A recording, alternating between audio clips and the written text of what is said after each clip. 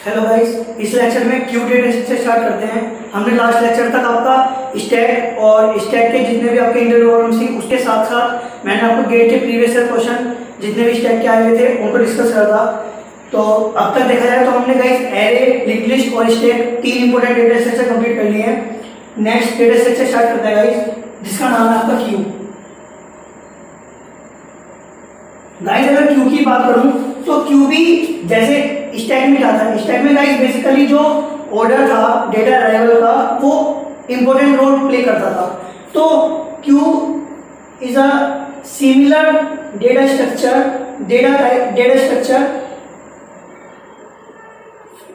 like stack in which the order of arrival plays a major role.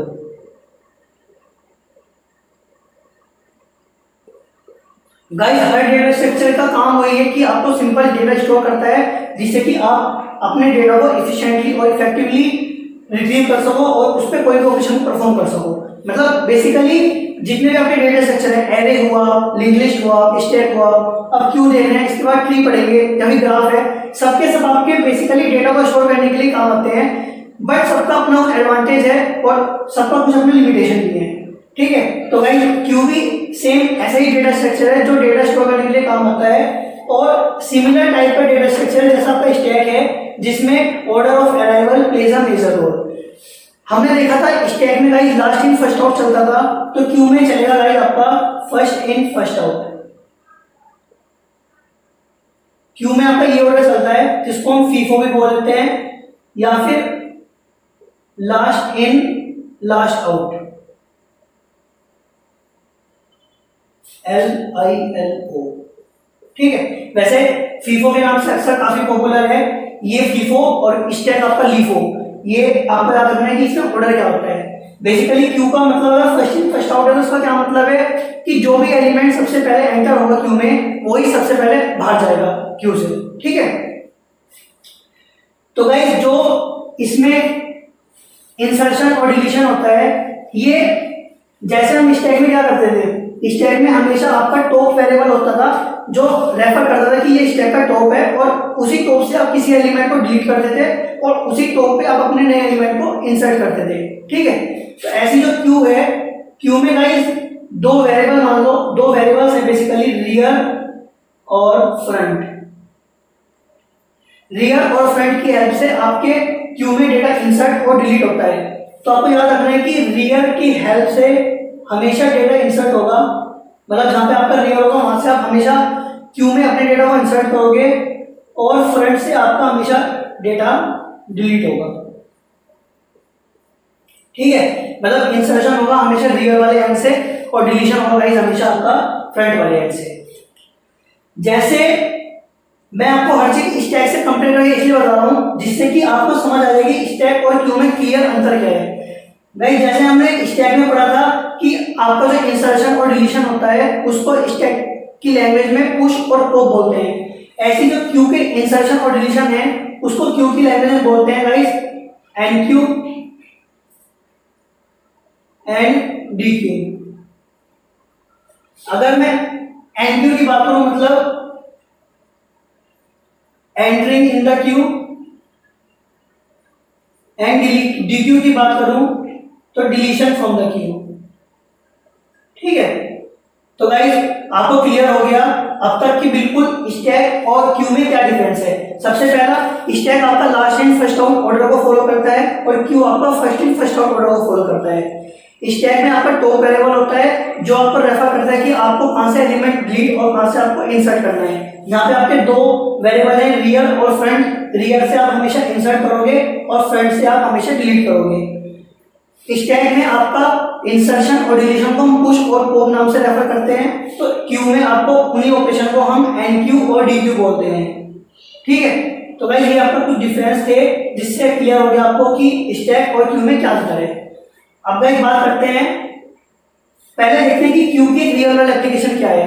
भाई आपने देखा होगा जैसे सपोज रिजर्वेशन काउंटर है, तो लेट सपोज कोई रिजर्वेशन काउंटर है और वहां पे एक बहुत बड़ी लाइन लगी हुई है। लेट सपोज आपका ये रिजर्वेशन काउंटर है और ये लाइन लगी हुई है जहां पे आपके बहुत सारे लोग बाग खड़े हुए हैं ऐसे, ठीक है, क्योंकि रिजर्वेशन काउंटर ये है आपका। तो जो बंदा इस लाइन में सबसे आगे खड़ा होगा उसको सबसे पहले मौका मिलेगा रिजर्वेशन की जो विंडो है उस पर पहुंचने का। भाई जो सबसे आगे खड़ा है सबसे पहले रिजर्वेशन विंडो से उसका काम तो होगा। जब इसका काम हो जाएगा तो ये बंदा चला जाएगा, फिर ये बंदा आगे आएगा, फिर इसका काम होगा, फिर जब ये चलाएगा तो फिर ये बंदा आगे आएगा। तो बेसिकली ये रियल एप्लीकेशन है। जगह में कई बार देखा होगा ट्रेन जब रेलवे स्टेशन पे टिकट लेते हैं वहां पे या फिर किसी भी रिजर्वेशन काउंटर पे जब भी कोई लाइन लगती है तो वहां पे हमेशा जो बंदा सबसे आगे खड़ा होता है हमेशा नंबर पहले उसका आता है। जब वो बंदा टिकट लेके निकल जाता है, जब जो उसके पीछे वाला बंदा है फिर उसका नंबर आता है। तो बेसिकली ये रियल एप्लीकेशन है गाइस क्यू की, ठीक है। गाइस अब बात करते हैं डिफरेंट टाइप्स ऑफ क्यू। अगर guys different types of Q की बात करें, एक तो आपकी सिंपल ये लीनियर क्यू थी। लीनियर क्यू कुछ नहीं, बेसिकली सिंपल एक क्यू होगा मतलब जिसमें सिंपल हम इंसर्शन रियर वाले एंड से और डिलीशन फ्रंट वाले एंड से करेंगे। और एक क्यू होती है आपकी सर्कुलर क्यू। अभी मैं आगे के लेक्चर में डिस्कस करूंगा कि डिफरेंट टाइप्स ऑफ क्यू का क्या मतलब है। और एक होता है आपकी प्रायोरिटी क्यू और एक और होती है doubly ended queue.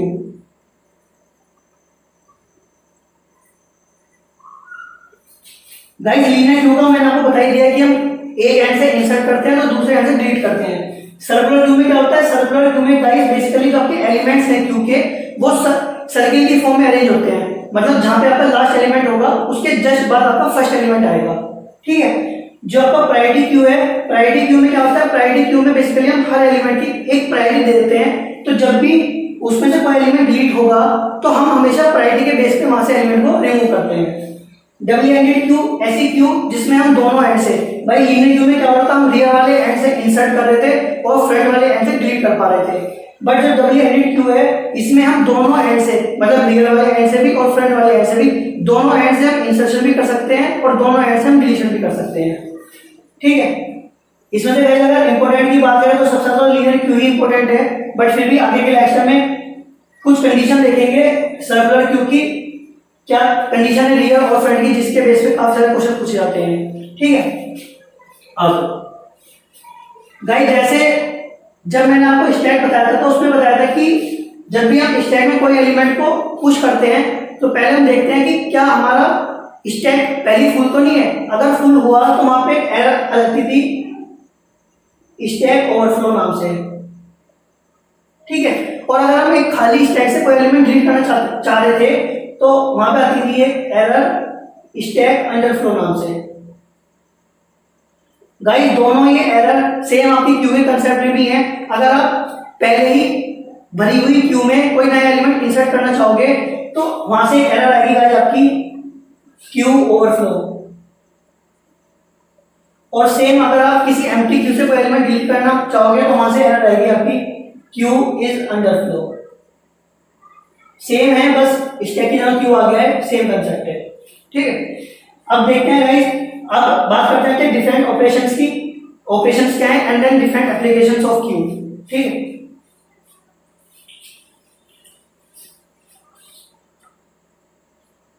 Guys operations की बात करें तो दो ऑपरेशंस मैंने आपको बताई दिए हैं जो इंपॉर्टेंट है, एन क्यू और डी क्यू।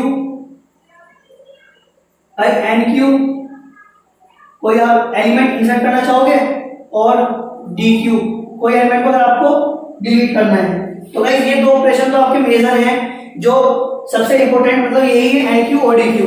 अब कुछ और ऑक्सिलरी ऑपरेशन भी हैं जो हम जैसे स्टैक में मैंने देखा था कि इंट टॉप मतलब टॉप रिटर्न करता था, एक साइज बताता था स्टैक का, कुछ ऑपरेशन थे। ऐसी क्यू में भी आपके कुछ ऑपरेशन है। गाइस क्यू के ऑपरेशन की बात करें तो एक ऑपरेशन है गाइस आपका इंट फ्रंट।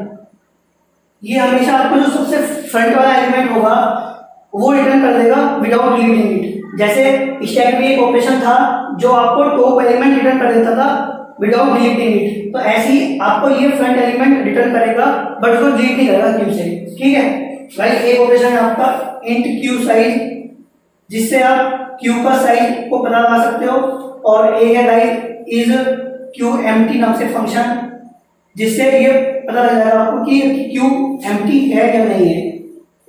तो ये तीनों ऑपरेशन का देखा जाए तो बेसिकली ऑक्सिलरी ऑपरेशन है क्यू के, बट जो मेजर ऑपरेशन है क्यू के वो यही दो हैं।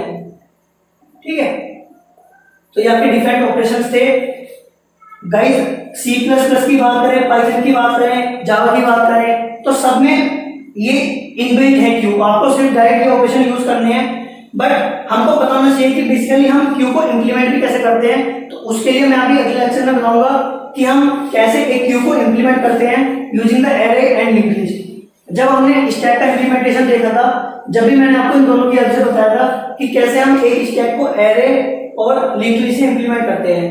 ठीक है, ऐसे यहाँ पे देखेंगे कि कैसे हम एक क्यू को इन दोनों से इंप्लीमेंट करते हैं। लिमिटेशन वही है कि जब हम एरे से इंप्लीमेंट करेंगे तो क्योंकि जब एरे से करते हैं तो हमेशा हमको स्टैटिक मेमोरी एलोकेट करनी पड़ती है, बट क्योंकि ऐसा नहीं है कि हमेशा स्टैटिक मेमोरी एलोकेशन से काम चल जाएगा, तो डायनेमिक मेमोरी एलोकेशन के लिए हम क्यू को लिंक्ड लिस्ट से इंप्लीमेंट करते हैं। उसको भी नेक्स्ट सेशन में बताऊंगा कि कैसे हम एक क्यू को इंप्लीमेंट करते हैं एरे और लिंक्ड लिस्ट दोनों तरीके से। गाइस अब देखते हैं डिफरेंट एप्लीकेशंस ऑफ क्यू। बात करते हैं एप्लीकेशंस ऑफ क्यू की।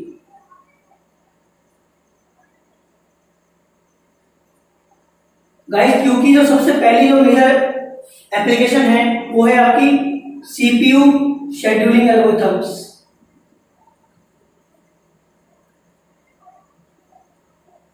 अभी जब हम ऑपरेटिंग सिस्टम पढ़ेंगे तो उसमें देखेंगे सीपीयू शेड्यूलिंग एल्गोरिथम्स से बहुत सारे एल्गोरिथम्स हैं आपकी, वहां पे हर एल्गोरिथम में आपका क्यू का बहुत ज्यादा यूज है। तो बहुत इंपॉर्टेंट एप्लीकेशन है गाइस सीपीयू शेड्यूलिंग एल्गोरिथम। उसके साथ साथ आपकी जैसे ही मैंने आपको बताया था कि रिजर्वेशन काउंटर या फिर ट्रेन टिकट का जो लाइन होती है वहां भी क्यू का यूज है। तो बेसिकली जो रियल वर्ल्ड क्यूज है, ये real world queues such as reservation counter. ठीक है, उसके बाद आपका मल्टी प्रोग्रामिंग में भी क्यू का यूज होता है, और waiting time for customer at call centre. आपने कई बार देखा होगा कि जब हम किसी कॉल सेंटर पे कॉल करते हैं या फिर केयर पे कॉल करते हैं तो क्या होता है कि आपको कहता है वो कि आपकी अभी कॉल क्यू में रखी गई है, अभी वो किसी और से बात कर रहा है। तो होता क्या है बेसिकली जो बंदा जिसने पहले कॉल करा अभी वो उससे बात कर रहा है, जब वो उससे कॉल रख देगा तो क्योंकि उसके बाद आपका नंबर लगा हुआ है तो आप कि फिर वो कॉल को हैंडल करेगा। तो वहां पे भी क्यू का यूज होता है। जब हम कॉल सेंटर में जो वेटिंग क्यू होती है कस्टमर की, वहां पे क्यू का यूज होता है गाइस। और उसके साथ साथ आपका जो एसिंक्रोनस डेटा ट्रांसफर है वहां पे भी गाइस क्यू का यूज है। जैसे कि आपने देखा होगा फाइल इनपुट आउटपुट करना हो या फिर अगर हमें सॉकेट से कोई डेटा ट्रांसफर करना हो तो वहां सब पे आपका क्यू का यूज होता है। तो आपके गाइस ये कुछ डिफरेंट एप्लीकेशंस है क्यू की। ये आपका क्यू का इंट्रोडक्शन था। अभी नेक्स्ट सेशन में समझेंगे कि हम क्यू को इंप्लीमेंट कैसे करते हैं using the array and linked list. तो गाइस इतना आप इसको समझें कि क्यू का बेसिक इंट्रोडक्शन क्या है, क्यू काम कैसे करता है। देन नेक्स्ट सेशन में मिलते हैं इसकी इंप्लीमेंटेशन के साथ। Thank you guys.